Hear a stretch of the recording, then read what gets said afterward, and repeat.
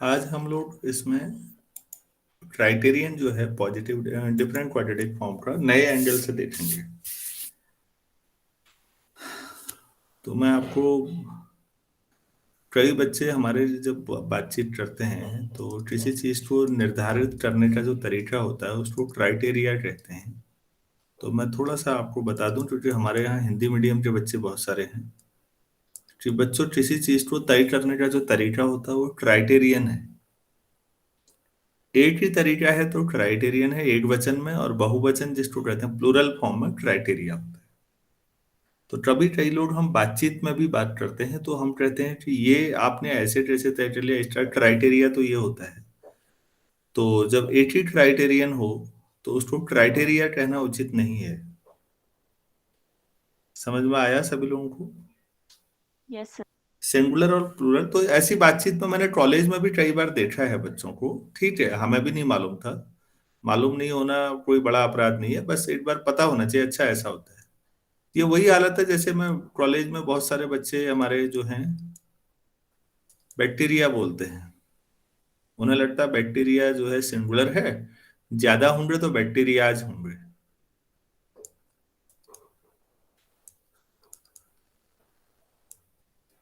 क्या होता है ये? बैक्टीरियम। एक है तो बैक्टीरियम, ज्यादा है तो बैक्टीरिया। RIUM है, यहाँ बैक्टीरियम बोला जाता है। और ऐसी गलती आप लोग डेटा के साथ करते हैं, क्योंकि मोबाइल डेटा से लेके सारे जो डेटा आता है, लोगों को लगता है एक ही डेटा नहीं है, बहुत सारे हैं, तो डेटा ही लगा देते हैं। तो डेटा, खैर मेरा उद्देश्य अंग्रेजी पढ़ाना नहीं है, मुझे वो पढ़ाना आता भी नहीं है। बस थोड़ा सा मालूम था, तो मुझे लगता है कई बार ऐसी गलतियां हम करते हैं कि सिंगुलर फॉर्म क्या है इसकी। तो आज हम लोग रियल क्वाड्रेटिक फॉर्म को रैंक और सिग्नेचर की टर्म में डिफाइन करते हैं। क्या हम रैंक और सिग्नेचर के आधार पर डायरेक्टली बोल सकते हैं? ये हम आज बात करेंगे। तो हम लोग हेडिंग डाल रहे हैं, criterion for the value of real quadratic form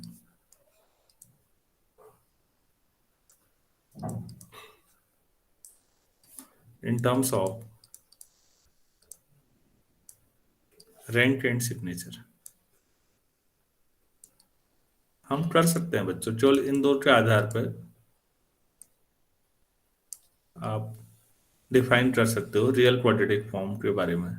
तो ये ज्यादा आसान तरीका है, क्योंकि आपको जो क्वाड्रेटिक फॉर्म है उसका रैंक का मतलब होता है मैट्रिक्स की रैंक, बस उसी से सारा काम हो जाना है। तो वो कैसे होता है इस पे बातचीत करते हैं।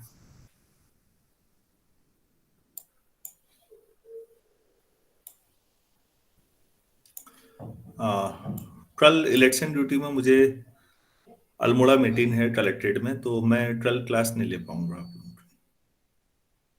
कल कोई भी क्लास नहीं हो पाएगी।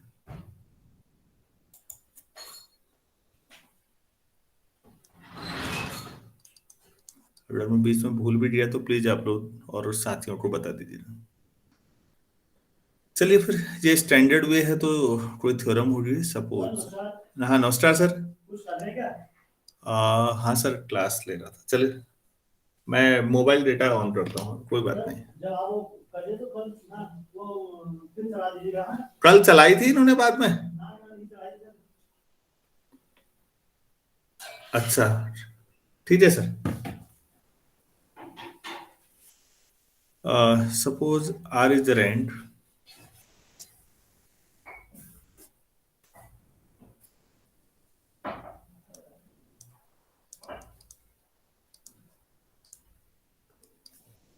R आपके पास रैंक है, and S is the signature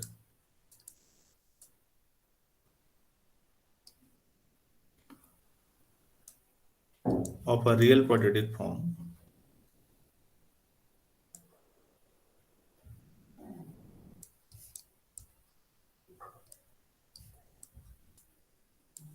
phi equal to its dash AX in n variables.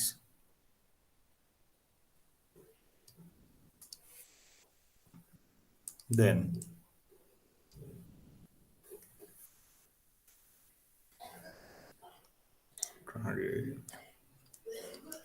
Five किस तरह की होगी, उस पे कुछ पॉइंट्स हैं, फिर हम उनको प्रूव करेंगे। पहला है पॉजिटिव डेफिनेट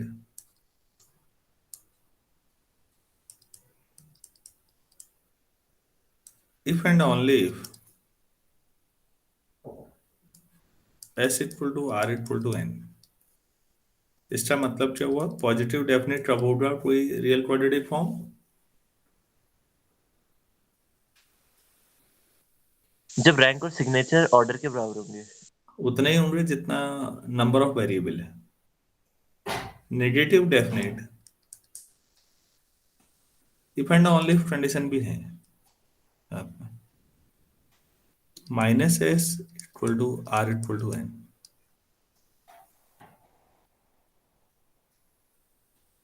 तीसरा, अब कौन सा रह गया? पॉजिटिव सेमी डेफिनेट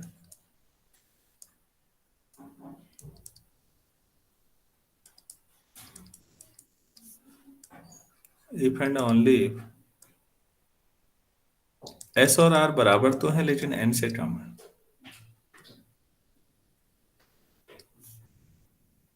चौथा, negative semi definite if and only if minus S और आर बराबर है लेकिन एन से कम है। और पांचवा, इनडेफिनेट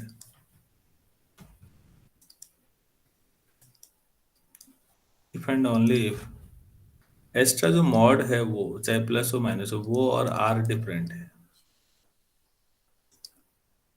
तो ये हमें प्रूफ करना है। स्टेटमेंट सभी बच्चों को समझ में आ पाया? Yes sir. हाँ, क्वेश्चन करने के लिए ये एक अच्छी अप्रोच है। वैसे अभी और भी मेथड आएंगे बच्चों, इसके अलावा भी मेथड है, लेकिन अब पहले एक एक करके इनके बारे में बात करते हैं। पहले हम एक कैनोनिकल फॉर्म में, एक क्वाड्रेटिक फॉर्म होती है तो उसको कैनोनिकल रिडक्शन तो होता ही है हमेशा, तो हम डायरेक्ट वहीं से शुरू करते हैं। और उसके बाद हम बात करेंगे कि इसका सिग्नेचर एस और आर ये ले रखा है, तो ये पॉजिटिव डेफिनेट है। पॉजिटिव डेफिनेट है तो एस और आर में ये रिलेशन होगा, तो चीजें बतानी पड़ेंगी। अब वो फाइव माना है तो इसको नॉर्मल फॉर्म को साई मानता है। Let psi equal to, suppose ऐसा कुछ है, वाई वन स्क्वायर से लेके वाई पी स्क्वायर तक पॉजिटिव आइटम, और मान लेते हैं y p plus one square से लेके माइनस जितनी रैंक है वाई आर स्क्वायर तक हमारे पास। और ये है क्या, ये भी लिख देते हैं। Let this Sai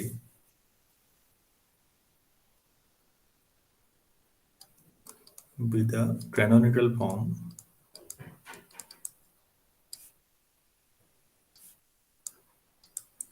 of that phi जो आपको एट्स जैसे एट्स मिला था, उसकी ये कैनोनिकल फॉर्म है। ठीक है, तो रैंक आर है और सिग्नेचर एस है, वो स्टेटमेंट में ऊपर ही लिखा हुआ है, वो सभी पे लागू हो रहा है। तो सिग्नेचर हम कैसे डिफाइन करते हैं इसमें? हम लोग कहते हैं signature equal to p positive term है और r minus p negative term है, तो कितना आ जाएगा? Two p minus r.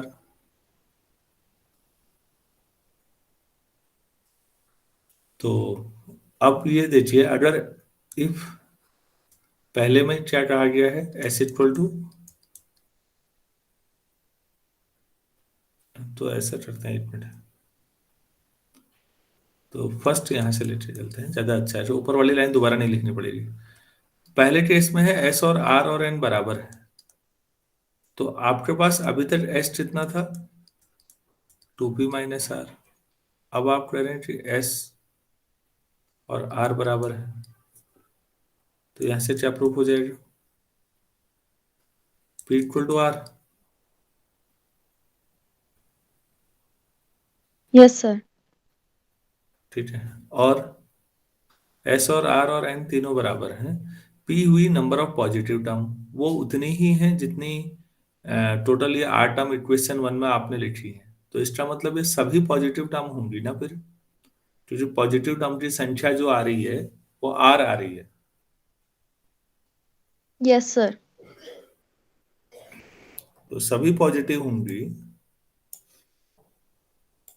तो फिर जब सभी पॉजिटिव हो गई सो तो सर साई की वैल्यू भी पॉजिटिव हो जाएगी। तो साई पॉजिटिव डेफिनेट हो जाएगा। Yes sir. तो positive term equal to are equal to all terms of equation 1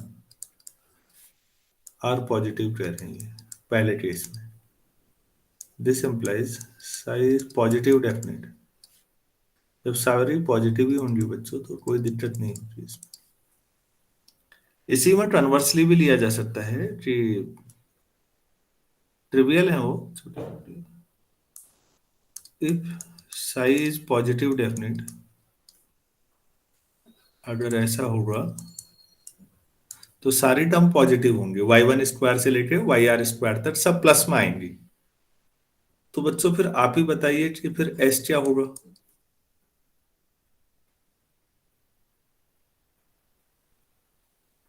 S is equals to P। 2p minus r था ना, सारी positive term, positive number of term r है, तो ये 2r माइनस आर मतलब r हो गया। s और r बराबर होंगे, नेगेटिव कोई टर्म होगी नहीं, कोई भी टर्म नेगेटिव नहीं होगी, सारी टर्म पॉजिटिव होंगी। ठीक हो गया। और क्या कह सकते हैं आप।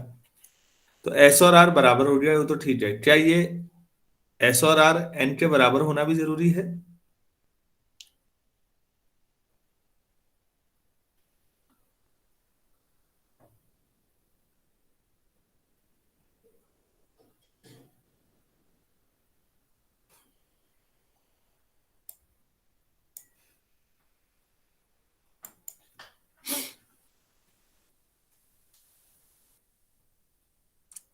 'अगर आपके पास साई पॉजिटिव डेफिनेट लेते हैं तो इसका मतलब है कि इसकी सारी टर्म जो एक्सप्रेशन है वो n वेरिएबल में सारी पॉजिटिव आएंगी, तो फिर ये आर एन ही होगा बेसिकली।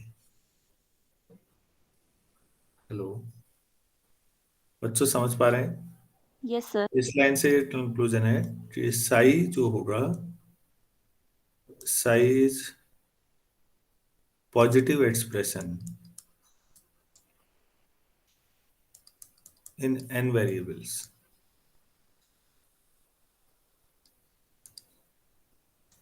मतलब आप ऐसा कह सकते हैं y1 स्क्वायर से लेके yn स्क्वायर तक होगा वो।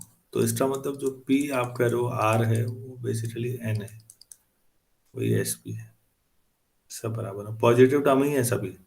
तो पॉजिटिव डेफिनेट ही कैनोनिकल फॉर्म करते समय सभी पॉजिटिव आती है, ये है उसमें। सभी लोगों को मैं कन्विंस कर पाया या कोई डाउट है तो बोलिएगा प्लीज। सर ये n वेरिएबल्स वाला हमने पॉजिटिव डेफिनेट से कैसे इम्प्लाई किया? हमारे पास अगर एक एक्सप्रेशन और आता है कहीं आगे मैं बताऊंगा कि पॉजिटिव डेफिनेट में आइगन वैल्यू जीरो हो ही नहीं सकता, कोई भी आइगन वैल्यू जीरो नहीं होता और नेगेटिव हो नहीं सकता, तो हमारे पास यस सारे एक्सप्रेशन पॉजिटिव ही आते हैं। Yes sir. तो ये आइगन वैल्यूज के टर्म में मैं लास्ट में एक नोट लिखाऊंगा लंबा सा, और वो भी यूजफुल है, बल्कि वो ज्यादा यूजफुल है कि अगर पॉजिटिव डेफिनेट है तो सारे आइगन वैल्यू पॉजिटिव ही आएंगे। शायद उसी आधार पे नाम रखा गया होगा, शायद वो ज्यादा अच्छा लगता है हमेशा। नेगेटिव डेफिनेट है तो सारे आइगन वैल्यू नेगेटिव आएंगे। अगर सारे आइगन वैल्यू जो है जीरो या पॉजिटिव हैं, मतलब एक आध जीरो हो, मान लो एक या एक से ज्यादा, कम से कम एक तो जीरो हो और बाकी सब पॉजिटिव है आइगन वैल्यूज, तो फिर आप उस क्वाड्रेटिक एक्सप्रेशन को क्या कहेंगे, पॉजिटिव सेमी डेफिनेट। अगर आइगन वैल्यूज जो है कम से कम एट जीरो हो और बाकी सब नेगेटिव आ रहे हो, तो ये आपका अगला आ जाएगा। Negative semi definite. लेकिन अगर आइगन वैल्यू पॉजिटिव भी आ रही है, नेगेटिव भी आ रही है, अब दोनों ही आ रही है, अब क्या करोगे? भले ही जीरो भी आ जाए बीच में, लेकिन पॉजिटिव नेगेटिव दोनों है, तो ऐसे मामलों में आप कहते हैं उसे इंडेफिनिट। तो ये वहां से हम मानते हैं कि जीरो नहीं आएगा इसमें। वो आसान तरीका ज्यादा अच्छा है जो मैं इसके बाद बताने वाला हूं। तो हम शुरुआत में थ्योरेटिकल बेसिस पे ज्यादा चल रहे हैं, तो मेरे ख्याल से सभी लोग कन्विंस हो गए होंगे, आगे बढ़े। Yes sir. अच्छा, हमारे पास दूसरा है, अगर नेगेटिव डेफिनेट है तो minus S equal to are equal to N है। चलिए देखते हैं इसको। Second, suppose minus S equal to are equal to N. अब हम तो ये जानते हैं कि एस इक्वल टू होता है 2p माइनस आर।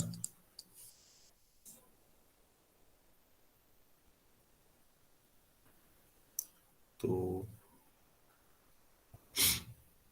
इसको सॉल्व करें, S equal to 2p minus r की जगह क्या लिख सकता हूं मैं? माइनस एस और आर बराबर है ना, तो minus S equal to -2p plus r कर दूं, ये ठीक है, ये दोनों कैंसिल, p इक्वल टू 0 आ जाएगा। ये ठीक है नहीं, माइनस से मल्टीप्लाई कर लीजिए। अब आप जानते हैं कि माइनस एस और आर बराबर हैं, कैंसिल हो जाएंगे, तो 2p -2p 0 है, तो p 0 हुआ या नहीं हुआ? Yes sir. p 0 का मतलब क्या है बच्चों? नंबर ऑफ पॉजिटिव टर्म्स कितनी है? Sir p. मतलब वो 0 हो गई, तो सारी टर्म नेगेटिव होंगी। Yes sir. That is there is no positive term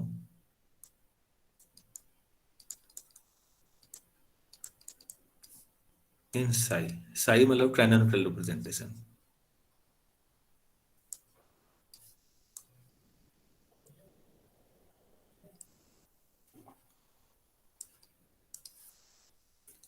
तो वहां पर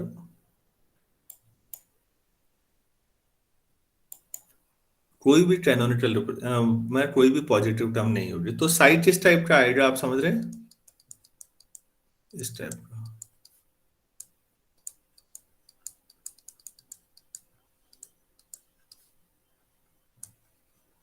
सो साई इज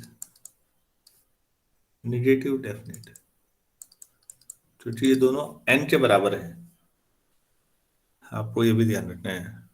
तो इसका मतलब है कि n वेरिएबल में आपके पास ये एक्सप्रेशन आया।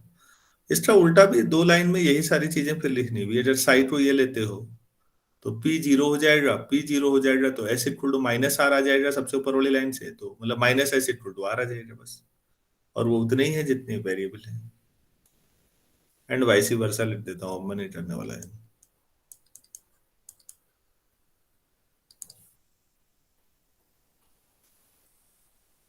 तीसरा,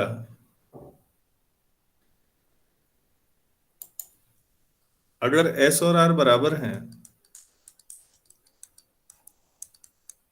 इतने n से कम है, अगर ऐसा है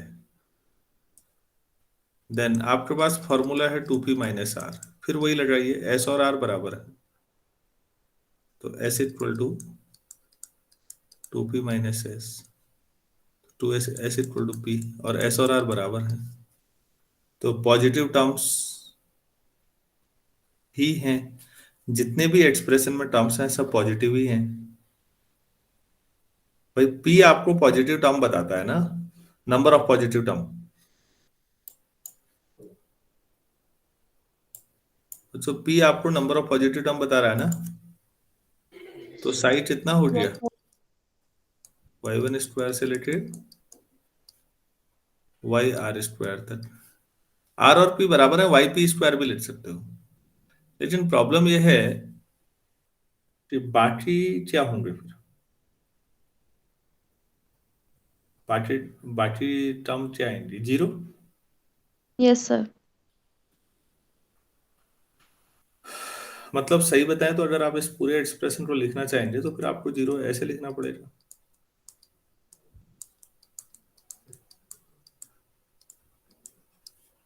तो आप खुद ही समझ जाइए, दिस इम्प्लाइज साइज पॉजिटिव, या तो पॉजिटिव है या जीरो है, मतलब पॉजिटिव तो सेमी भी तो आएगा, सेमी डेफिनेट है। और अगर ऐसा लेते हैं तो उल्टा, एंड वाइस वर्सा।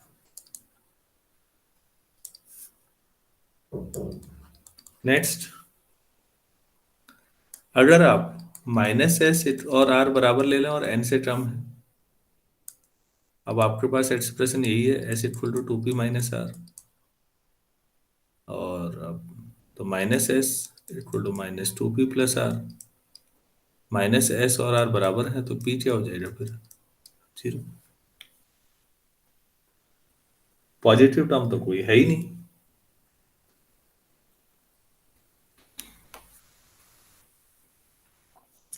अब आप ये बताइए सिग्नेचर होता क्या है वैसे? नंबर ऑफ तो number of positive terms minus number of negative terms. Positive term तो जीरो है, और निगेटिव टर्म बाकी आर में सभी भी फिर माइनस आर वही आ रहा है, S equal to minus r ही आ रहा है यहाँ से भी, या minus S equal to r. तो सिग्नेचर ये हो रहा है, नेगेटिव आता है ना। सिग्नेचर कब आता है नेगेटिव, आप सोचिए ना। सिग्नेचर पॉजिटिव टर्म की संख्या माइनस नेगेटिव टर्म की संख्या है। अगर वो नेगेटिव आ रहा है तो नेगेटिव टर्म ज्यादा है, और पॉजिटिव जीरो है, इसका मतलब सारे नेगेटिव है, और उनकी संख्या आर है जो एन से कम है।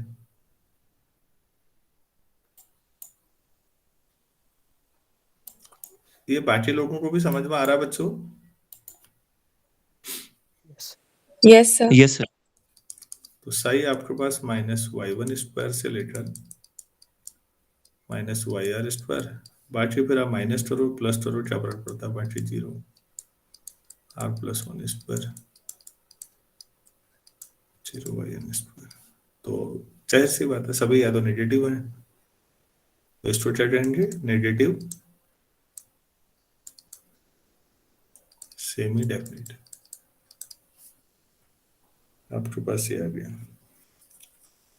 लास्ट पांचवा केस जो है आपके पास, आपको क्या दिया गया है उसमें? मॉड ऑफ एस जो है आर के बराबर नहीं है, मतलब ना तो एस आर के बराबर है और ना ही माइनस एस आर के बराबर है। इसका ये मतलब हुआ, तो mod of S is not equal to r, this implies S T जो हमने क्या पढ़ा है,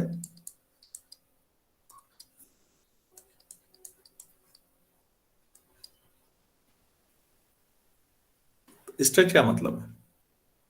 इसको सरल शब्दों में थोड़ा तोड़िए। आप लोग जानते हैं मॉड ऑफ एक्स की definition, x if x is greater than equal to zero and minus x if x is less than zero. सभी लोग जानते होंगे, एनालिसिस सबने पढ़ रखी है इतनी।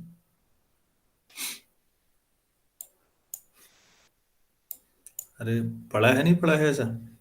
यस सर, बड़ा है। तो भाई फिर टू पी माइनस आर को या तो आप टू पी माइनस आर लिखेंगे या आर माइनस टू पी लिखेंगे। अब जो भी हो इसका मैग्नीट्यूड आर के बराबर नहीं है, मतलब ये भी आर के बराबर नहीं है और ये भी आर के बराबर है। मैं सरल समझाने की कोशिश कर रहा हूँ, क्या आप लोग समझ पा रहे हैं? पहले वाले से क्या आ जाएगा? Two p is not equal to two r, then it means p is not equal to r. यहां से p is not equal to zero. P zero भी नहीं है, पॉजिटिव टर्म की संख्या जीरो भी नहीं है और पॉजिटिव टर्म आर के बराबर भी नहीं है, तो इसका क्या मतलब है?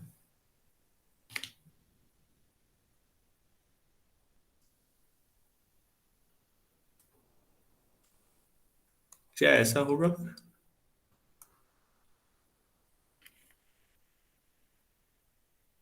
पॉजिटिव टर्म की संख्या 0 और r के बीच में होगी। Yes sir. तो फिर अब बाकी क्या टर्म, कैसी टर्म होंगे फिर?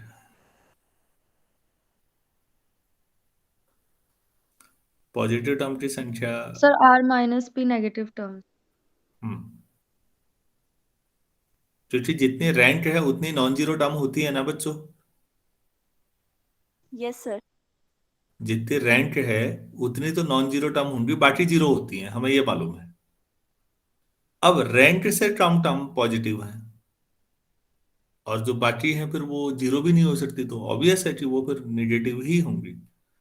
तो आपके पास कुछ टर्म पॉजिटिव और कुछ टर्म निगेटिव दोनों मिल रही हैं कैनोनिकल फॉर्म में। इस बात को लिख दीजिए, since there are number of non zero terms, rank r है तो आर आपको मिलेंगी non zero terms in psi. ये लाइन सबको क्लियर होगी। Number of positive terms less than r, this implies there are r minus p negative terms. मैं ये line सही समझा पाया?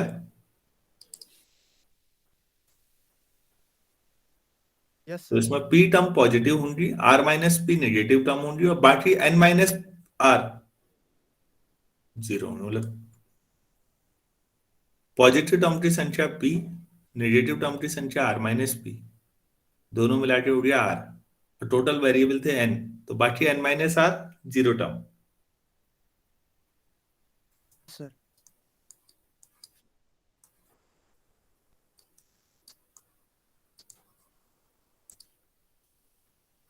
तो साइज कैसा एक्सप्रेशन है, साइज कैसा कैनोनिकल फॉर्म है?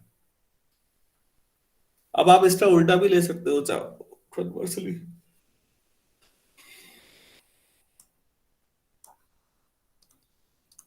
उल्टा भी सही है, इसका कुछ नहीं है उसमें।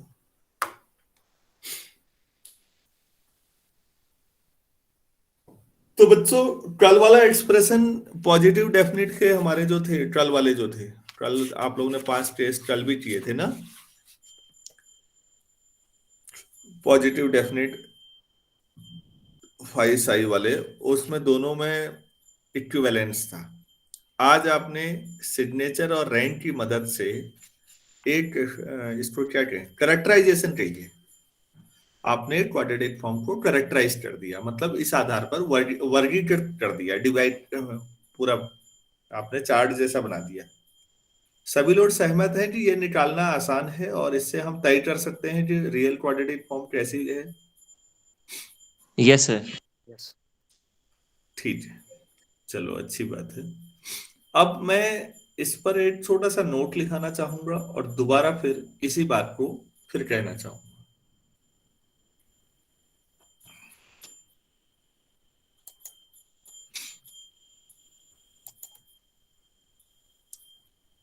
तो नोट ये है कि अभी भी डायरेक्ट रोल में आप ऑब्जर्व कर रहे होंगे कि आइगन वैल्यूज डायरेक्ट नहीं आ पाई अभी तक। हम आइगन वैल्यूज के बारे में नहीं जान पाए। सिग्नेचर आ गया, रैंक आ गया, बाकी सब कहानी आ गई।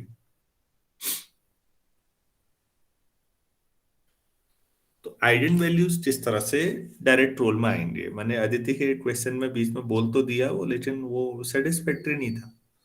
उसके बजाय वहां पर आर वही वो वाला तरीका ही बेहतर था, रैंक, कि भाई टोटल टर्म जो है नॉन नेट जीरो आर है, बाकी टर्म जीरो है और आर एन के बराबर है, तो मतलब टोटल टर्म पॉजिटिव है, इसलिए पॉजिटिव डेफिनेट है। तो अब रैंक को कैसे इंट्रोड्यूस किया जाए इसमें बीच में, अब इस पे सोचते हैं। हमारे पास फिर वही एक रियल क्वाड्रेटिक फॉर्म है अच्छा, आप लोग ये बताइए, इससे क्वेश्चन आजकल कितने पूछे जा रहे हैं? मुझे ये नहीं पता है, मैं टच में नहीं हूँ उससे, नेट के क्वेश्चन पेपर या उन चीजों के। कई साल बाद तो ये पढ़ा ही रहे हैं, तो आप लोगों ने गौर किया कि आ रहे हैं इससे क्वेश्चन या नहीं?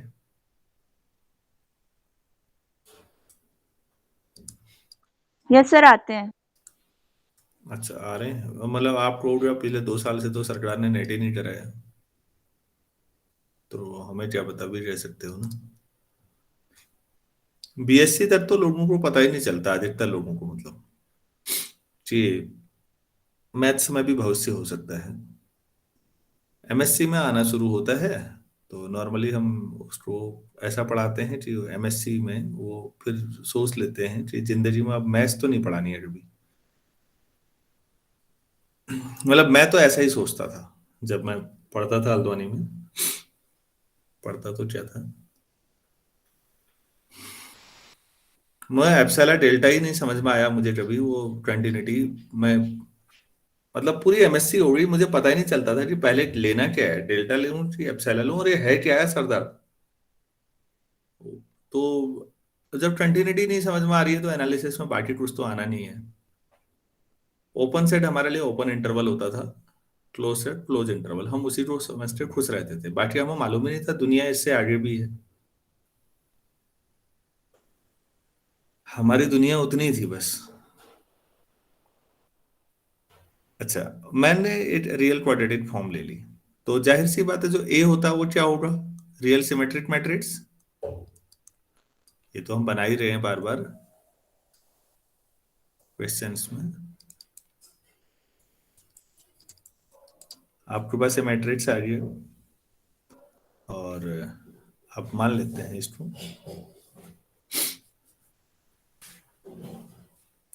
बीएससी का जो स्टूडेंट है बच्चों, वो टॉलेस्ट का स्टूडेंट है, और जो एमएससी का स्टूडेंट है वो डिपार्टमेंट का स्टूडेंट है, और जो पीएचडी का स्टूडेंट है वो फैकल्टी का स्टूडेंट है।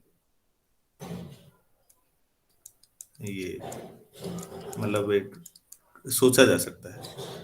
बीएससी में सब चीजें मेरे हाथ में नहीं है कि मैं जितना मर्जी उसे पढ़ा लूं। मैं मैथ्स पढ़ाना चाहूंगा, उसी समय केमिस्ट्री वाले टीचर का टाइम भी हो जाएगा, फिजिक्स वाले का भी होगा, कुछ और काम भी है, कोई एनएसएस लेके बैठा हुआ है, कोई एनसीसी लेके बैठा हुआ है। ये सब चीजें बंद होती हैं एमएससी में। अब वो एमएससी का स्टूडेंट है, मैथ्स डिपार्टमेंट का स्टूडेंट है, मैथ्स डिपार्टमेंट वाले उसको जितनी देर पढ़ाना चाहे, और वो जितनी देर पढ़ना चाहे, किया जा सकता है। और अगर आप किसी के अंडर पीएचडी कर रहे हैं तो बेसिकली फिर आपको केवल अपने सुपरवाइजर से मतलब होता है। वो दिन को दिन कहे तो दिन ही कहना हुआ, रात भी कहे दिन को तो भी दिन ही कहे, जो कहना चाहे फिर वो। हालत ये है हमारे देश की।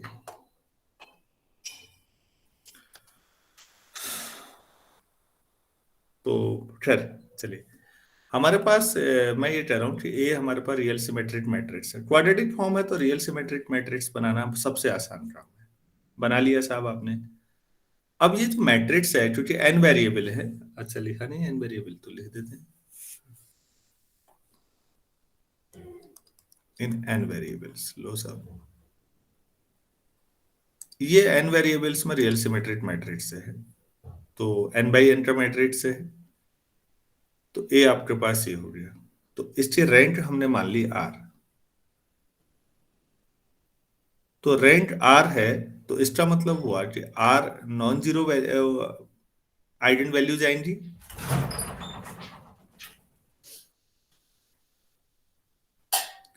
Yes sir. रैंक क्या है, जितनी आइगन वैल्यू नॉन जीरो होती है रैंक उतनी होती है या नहीं? Yes sir. Yes sir. आप रैंक ऑफ ए आर कह रहे हैं, ये दोनों तरफ से सही है। इक्वलिटी का मतलब लेफ्ट से राइट, राइट से राइट, तो इसका मतलब नंबर ऑफ नॉन जीरो क्या आइगन वैल्यू, क्योंकि आप डायगोनलाइजेशन कर सकते हैं, और जितने आइगन वैल्यू जीरो आएंगे तो डायगोनल में जीरो भी आएगा। अगर डायगोनल में सारे नॉन जीरो हैं तो फिर तो रैंक ही एन हो जाएगी सीधे, number of non zero eigen values. History of a लिख दो चाहो तो, हो गया।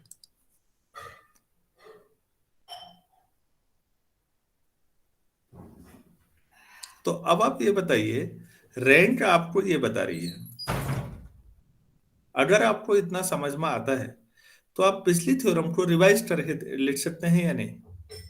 पॉजिटिव डेफिनेट कब होगा, आपने पहले केस में लिखा था जब r और s बराबर हो और n के बराबर हो। अब आप कह रहे हैं कि रैंक n के बराबर हो, रैंक है नॉन जीरो आइगन वैल्यूज आपके पास, और वही s भी है। s तो आपके पास होता था,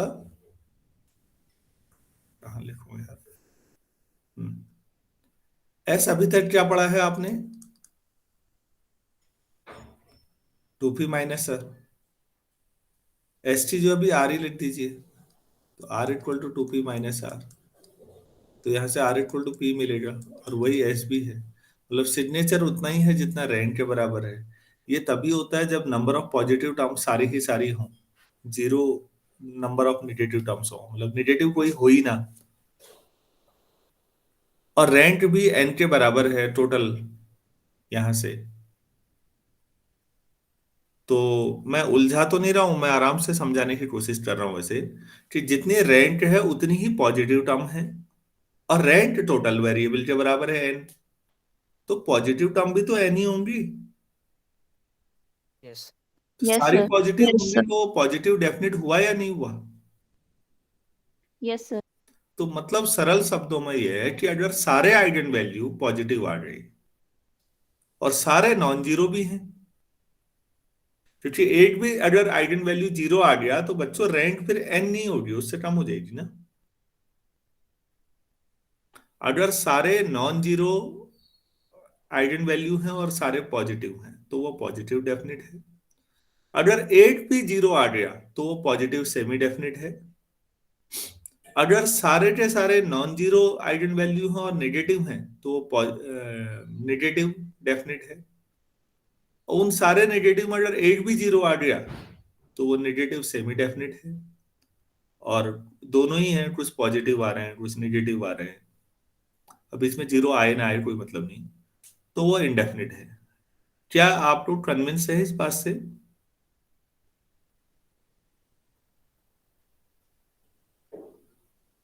Yes, sir. तो इस बात को खुद लिख सकते हैं, जबकि यही सबसे इंपॉर्टेंट लाइन है। तो अब आप ये नोट में पहला पॉइंट था, दूसरा पॉइंट डाल देता हूं मैं यहां पर। So real quadratic form, please ये टू के ऊपर इंपॉर्टेंट का लिख भी देना।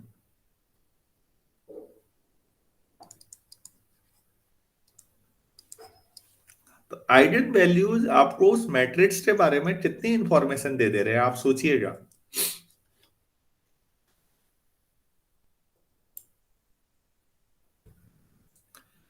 अब आप में से कोई बच्चा ये सवाल उठा सकता है कि सर ये तो सिमेट्रिक मैट्रिक्स है तब आइगन वैल्यू बता रही है, अगर आपने ए को सिमेट्रिक नहीं लिया होता तब क्या कर लेते आप, तब भी आप आइगन वैल्यूज से बात काम चला लेते। ये सवाल उठाया जा सकता है या नहीं, सोचिएगा पहले। कि यहां पर बच्चों हम रियल क्वाड्रेटिक फॉर्म में जितनी भी स्टडी कर रहे हैं वो सिमेट्रिक मैट्रिक्स को लेके कर रहे हैं ना। लेकिन अगर मैट्रिक्स सिमेट्रिक ना हो तो कोई स्टूडेंट जवाब देना चाहेंगे।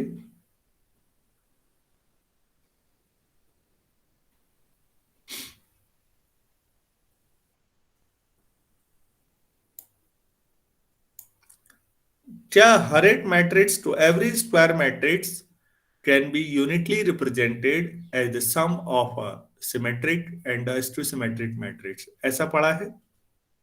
Yes, sir. Yes, sir. Yes. हाँ, वहां से काम चलाएंगे। कोई भी स्क्वायर मैट्रिक्स को सिमेट्रिक पार्ट भी होता है उसका और स्टूसिमेट्रिक भी होता है।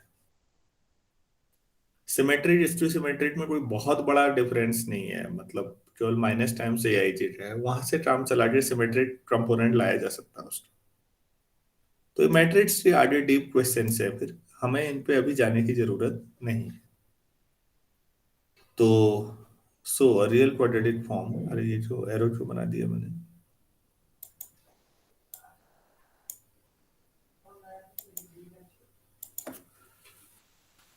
रियल क्वाड्रेटिक फॉर्म कौन सी, 5 = x' ax जो हमारे पास है इन n वेरिएबल्स।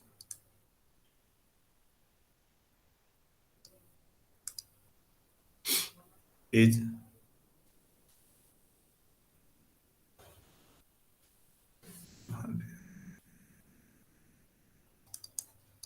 पहला पॉइंट, पॉजिटिव डेफिनेट कब होगी, अब बताइए आइगन वैल्यू की फॉर्म में।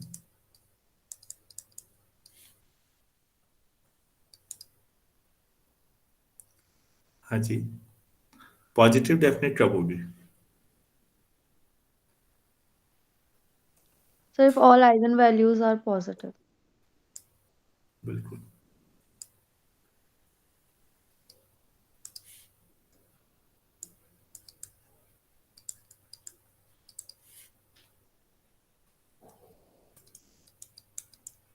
Negative definite if and on all the eigen values of A R negative. ये याद करना आसान है बच्चों, अब ये उससे भी आसान फॉर्मेट बन गया। Positive semi definite,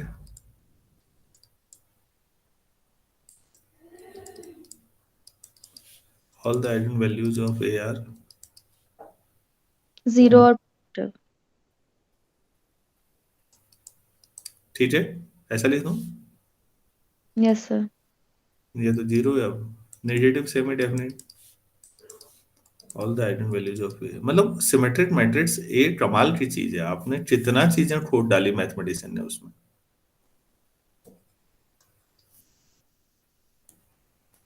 last indefinite,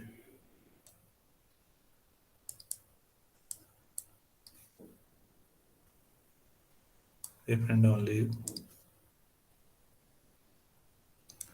A has positive as well as negative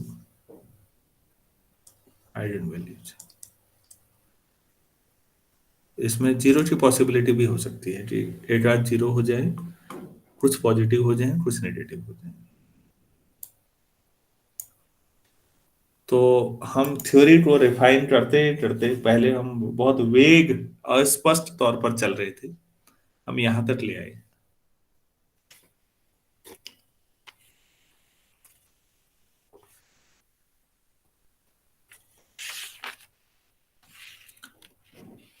किसी को कोई डाउट तो नहीं है यहां तक?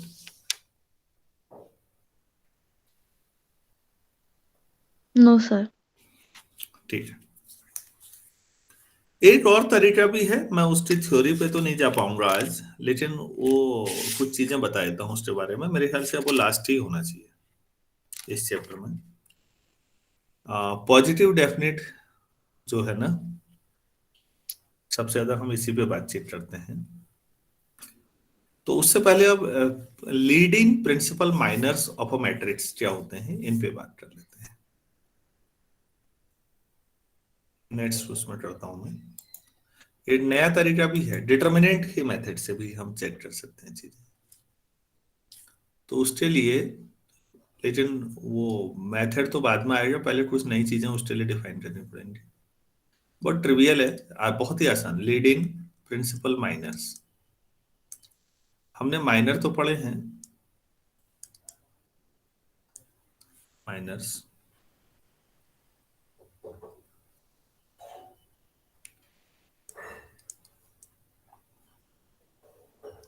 Of a equal to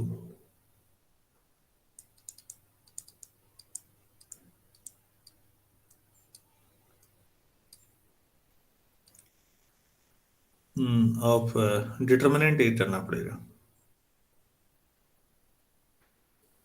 minor किसके होते हैं? Determinant के. आपने यहाँ तो कोफैक्टर, सब मैट्रिक्स, इस टाइप के शब्द सुने हैं ना। तो हमारे पास एक ए,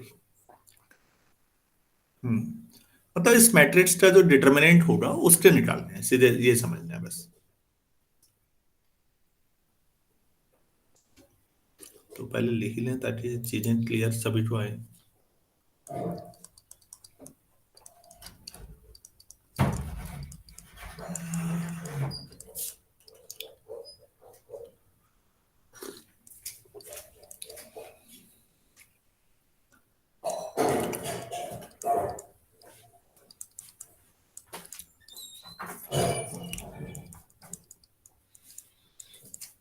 और लास्ट में an1 डिटर्मिनेंट ए की बात हो रही है,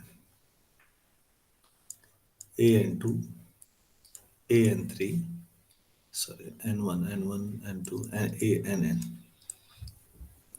ये डिटर्मिनेंट है इसमें।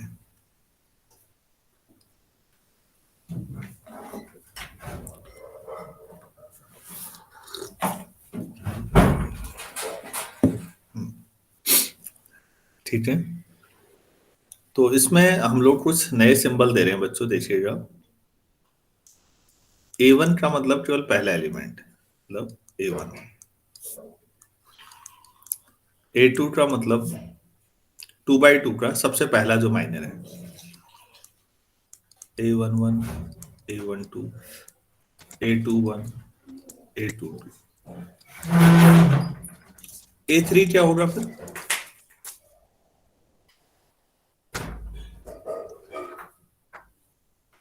लो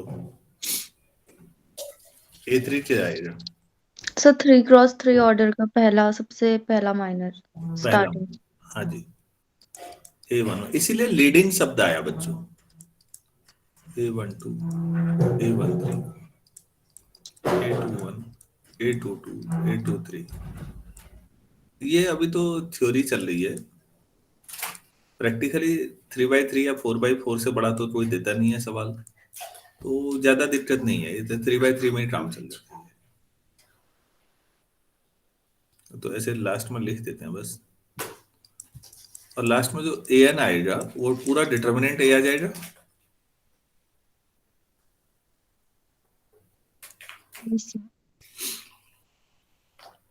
तो ये सब लीडिंग माइनर्स, प्रिंसिपल माइनर है, इन सब को कहते हैं here A1 A2 capital and so on an are leading principal minors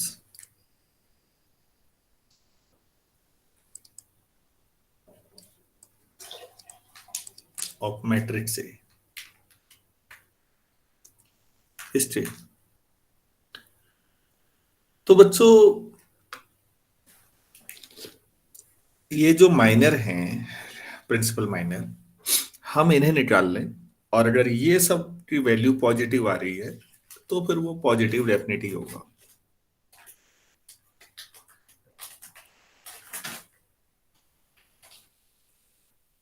ये बड़ा आसान काम है, पॉजिटिव डेफिनेट आप चेक कर सकते हैं इससे, शॉर्टकट भी है, मतलब ये एक तरह का कि पॉजिटिव डेफिनेट है तो लीडिंग प्रिंसिपल जो आपके पास माइनर है उनको वैल्यू देख लो ना फटाफट। ये बहुत तेजी से होने वाला काम है, लेकिन ये कंप्लीट मेथड नहीं है, इसलिए कई बार ये वन वे ट्रैफिक की तरह। जी, अगर आप लोगों ने वन वे ट्रैफिक में कई थ्योरम पढ़ी होंगी कि अगर ऐसा नहीं हुआ तो फिर आप क्या कैटेगराइजेशन एडजस्ट कर पाओगे? आपने कन्वर्जेंस में एक थ्योरम पढ़ी, सीक्वेंस सीरीज जब पढ़ी होगी कि nth टर्म है आपके पास तो लिमिट un जो है वो 0 को जा रहा है। ये कन्वर्जेंट होने के लिए नेसेसरी कंडीशन है लेकिन सफिशिएंट नहीं है। मतलब अगर किसी सीक्वेंस में लिमिट un 0 नहीं है तो गारंटी होगी कि इट इज नॉट कन्वर्जेंट, लेकिन अगर इक्वल टू 0 आ गया तो फिर सर आप कन्वर्जेंट हो भी सकता डाइवर्जेंट नहीं। हो सकता है, कन्वर्जेंट। बिल्कुल, हाँ, पॉजिटिव टर्म किया तो डाइवर्जेंट कन्वर्जेंट दो ही आते हैं उसमें। तो वन वे ट्रैफिक की तरह है, 0 नहीं आया तो ठीक ही हो गया, तो दोनों तरफ से नहीं है। जैसे ये पॉजिटिव डेफिनेट के लिए आपको एक तरीका ये भी बताया गया, ठीक है। इसका प्रूफ 2 या 3 लाइन का है, और मैं आपसे एक्सपेक्ट कर रहा हूँ कि आप लोग इसका प्रूफ करें। आप में से स्टूडेंट अगर इसको भेज दें इसका प्रूफ मुझे, तो मुझे बहुत अच्छा लगेगा, मैं बाकी बच्चों को भी भेज दूंगा।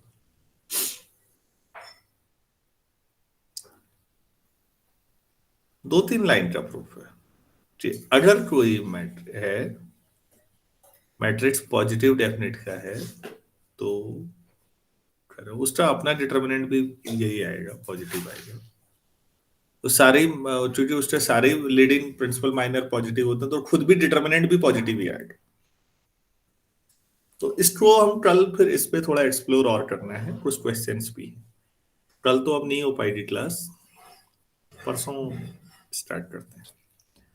अभी इतना ही करते हैं। आज 8:35 पे हम लोग जुड़ते हैं। इसके बाद किसी को कुछ कहना या पूछना है?